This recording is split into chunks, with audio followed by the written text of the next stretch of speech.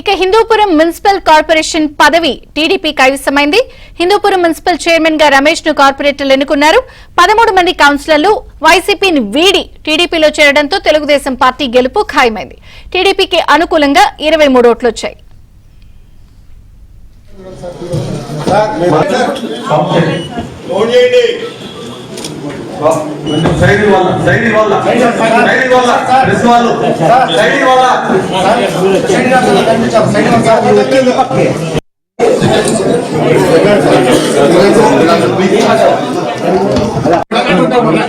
ఎందుకయ్యా మళ్ళా చూస్తారు?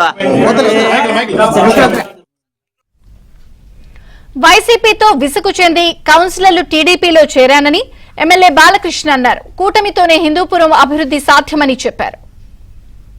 వైఎస్ఆర్సీపీ పరిపాలన ఉన్నప్పుడు వారి పరిపాలనకు విసుగుపోయిన కౌన్సిలర్లంతా కూడా ఎలక్షన్ కు ముందే పార్టీ తెలుగుదేశం పార్టీ వైపు మొగ్గు చూపడం జరిగింది. వాళ్ళు పార్టీలో రిజైన్ చేసి కౌన్సిలర్ గా వాళ్ళు ఇక్కడ పార్టీలో జాయిన్ అవడం అయింది.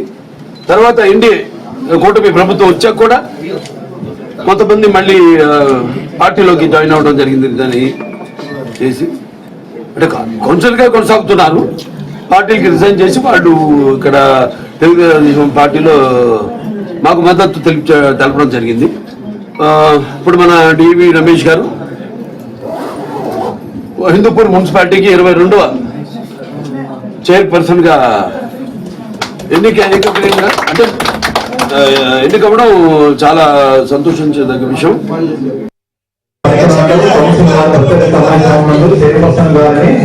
ఎన్నుకోవాల్సిందిగా కౌన్సిల్ వారిని కోరడం అనేది.